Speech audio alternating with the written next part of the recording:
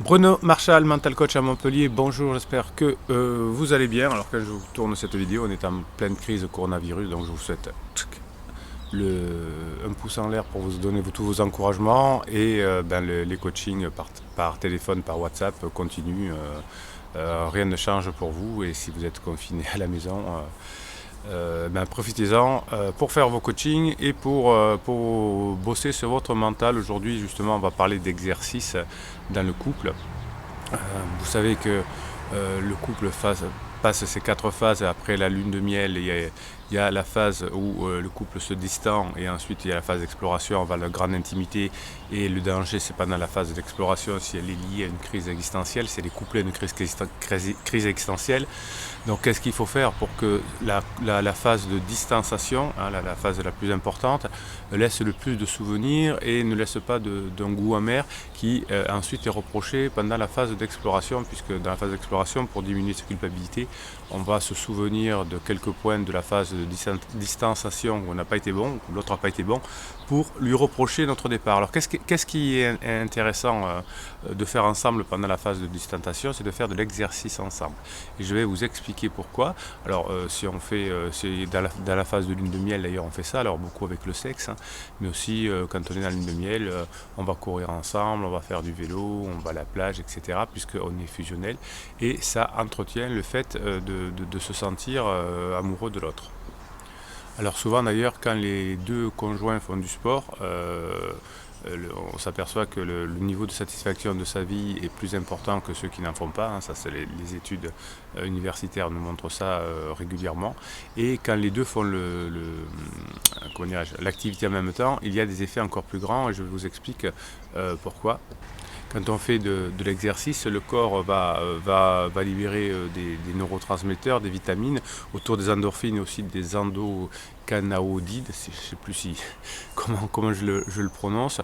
Ce sont d'ailleurs de transmetteurs très proches et qui vont avoir des vertus intéressantes pour le lien avec les autres personnes. Ce lien va avoir une importance importante parce que ces hormones sont liées au système de récompense de l'être humain. Et du coup, lorsque je vais courir, je vais me sentir bien et je vais associer mon état de bien-être à ce que je fais, mais aussi avec les personnes que je fais. C'est pour ça que si votre conjoint ou votre conjointe va courir régulièrement, faire du sport avec une personne en particulier, ça peut, si c'est dans la phase d'exploration, la phase 3, mettre votre couple en danger parce qu'il va y avoir un phénomène de tromperie du cerveau qui va croire que je suis bien avec l'autre alors que je suis bien juste en train de courir. C'est comme le même biais psychologique que du collègue de travail, puisque je passe beaucoup de temps avec lui dans une enceinte close, dans un endroit fermé. Je vais croire que je suis intime avec lui, enfin le cerveau en tout cas va croire qu'il y a intimité. D'ailleurs il y a intimité puisqu'on passe beaucoup de temps ensemble et que l'on se raconte aussi parfois des choses un peu sympas et un peu intimes. Et donc le cerveau va penser qu'il est amoureux de l'autre personne. Alors quand on court, pourquoi on est heureux, pourquoi on se sent bien et pourquoi notre cerveau peut se tromper?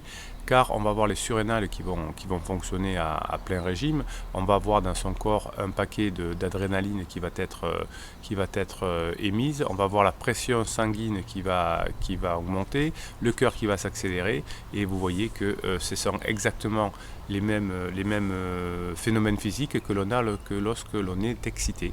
Et donc effectivement, notre cerveau va faire un lien avec la personne qui est avec nous et va penser que je suis excité non pas par l'effort physique mais aussi par la personne. Donc si c'est son conjoint ou sa conjointe, c'est parfait parce que ça va renforcer le lien ou ça va renouer le lien, mais si c'est effectivement une autre personne, ça peut créer des difficultés dans le cerveau. Donc c'est pour ça que aller faire du sport ensemble, aller faire du vélo, se mettre un peu dans le rouge, va permettre de leurrer un peu le cerveau et de recréer du lien avec son partenaire. Alors à ce propos, on a un autre phénomène qui ressemble beaucoup à l'excitation, c'est l'anxiété, hein, avec de l'adrénaline, avec le cœur qui va plus vite, avec de la pression artérielle un peu plus élevée. Et là aussi, lorsqu'on est anxieux, on peut être excité par une personne, c'est-à-dire que comme notre conjoint ne veut plus de nous, on est anxieux par rapport à l'avenir, on est de plus en plus lié à lui, de plus en plus excité à lui. Donc le côté anxiogène va faire que l'on peut être excité par une personne. Dans le cas du syndrome de Stockholm, ce que l'on connaît parfaitement aujourd'hui, c'est-à-dire que l'otage peut prendre la défense de son joaillier, de son agresseur, de son preneur d'otage, bien parce que comme c'est une forte situation de stress, eh bien, il y a une leurre du cerveau qui fait que je peux être excité par cette personne-là. On a un phénomène aussi qui est toujours très bizarre, mais les tueurs en série reçoivent beaucoup de demandes en mariage de personnes du sexe opposé, simplement aussi parce qu'il y a ce côté peur, anxiété qui trompe le cerveau et qui fait que l'on est anxieux et que l'on croit qu'on est excité par l'autre personne. Vous voyez que la chimie peut faire des dégâts, mais aussi qu'on peut s'en servir. D'ailleurs, à une époque en management, on disait qu'il fallait mettre un peu de pression sur les salariés pour qu'ils soient plus motivés. Alors ça, en revanche, on s'est aperçu aujourd'hui que c'est une grosse ânerie, qu'il faut au contraire que les personnes se sentent bien dans leur travail et que leurs besoins soient ressentis pour avoir une forme d'excitation. Et à une époque d'ailleurs aussi, on pensait qu'en phase quand le couple allait mal, il fallait mettre de la pression, faire la gueule, mettre un ultimatum. Il y a beaucoup de psys encore qui conseillent ça. Mais dans le cas où la personne est en phase des crises existentielles, ça ne fonctionne pas de mettre cette forme de pression. En revanche, la personne est peut-être excitée par le collègue du bureau parce qu'il y a l'intimité, ou par le collègue avec lequel je vais courir, je vais faire du sport, parce que là ça donne une impression de plaisir et de bonheur. Et quand on est en phase difficile, on cherche le plaisir et le bonheur et non pas l'anxiété. Donc plus vous allez faire de sport avec votre partenaire, plus vous aurez confiance en vous, plus elle aura ou lui aura confiance en elle également, et vous aurez ce lien qui va se renforcer. Donc c'est pour ça que c'est bien le week-end ou au printemps de se dire, bien tiens, tous les soirs on pourrait aller marcher ensemble. Alors il faut marcher un petit peu vite pour qu'il y ait quand même ce phénomène d'adrénaline, d'excitation, sous prétexte de vouloir faire un peu de sport pour être en meilleure santé, ce qui est une réalité. Vous pouvez aussi créer un leurre, si vous voulez, chez votre partenaire. Et ce leurre va renforcer à nouveau votre relation, et peut-être que votre partenaire va sortir plus vite de sa crise existentielle. De toute façon, il en serait sorti un jour ou l'autre. Mais est-ce que vous aurez été assez patient, assez patiente pour attendre ça? C'est pas sûr. Et donc là, comme vous allez raccourcir le phénomène grâce à cette excitation-là, eh bien, il y a des grandes chances que vous puissiez du coup être patient et attendre la fin de la crise. Voilà, donc vous voyez que faire l'activité sportive ensemble a beaucoup plus de vertus qu'on ne le pense. En plus, ça va donner l'estime de soi à votre partenaire. S'il est en crise, souvent on a une perte d'estime de soi aussi qu'on ne veut pas avouer, puisqu'on veut se le prouver en faisant des gestes inconsidérés, de dépenses, de sport extrême ou je ne sais quoi. Le temps passé ensemble sera un temps de qualité puisqu'il vous donnera du plaisir, et sur l'estime de soi, la confiance, vous sentirez bien par les phénomènes d'adrénaline, etc. Et vous ferez aussi du fun, puisque si vous choisissez une activité où on se dépense ensemble et qu'elle est aussi fun, donc ça va aussi amener de la dopamine, de la sérotonine et du plaisir.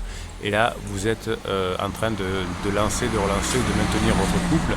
Pourquoi maintenir? Parce que si vous faites ça dans la phase 2, qui est la phase d'ostentation, si vous continuez à faire des choses ensemble et liées à l'activité physique, eh bien vous passerez beaucoup plus facilement la phase 3 ensemble. Voilà, si vous pensez que cette vidéo peut aider une autre personne, vous mettez simplement un pouce en l'air et votre plateforme préférée s'occupera de présenter cette vidéo à d'autres personnes, et vous allez certainement faire une bonne action sans vous en rendre compte.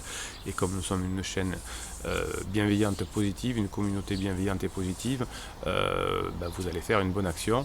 Chaîne bienveillante et positive, mettez vos questions en commentaire, mettez vos témoignages, et j'y répondrai, mais aussi d'autres membres de la communauté y répondent, et ensemble on est encore plus fort. Et bien sûr, abonnez-vous à cette chaîne. Pourquoi? Parce que vous avez des posts qui sont réservés aux abonnés tous les jours. Voilà, c'était Bruno Marchal, portez-vous bien, pouce en l'air, et à très bientôt.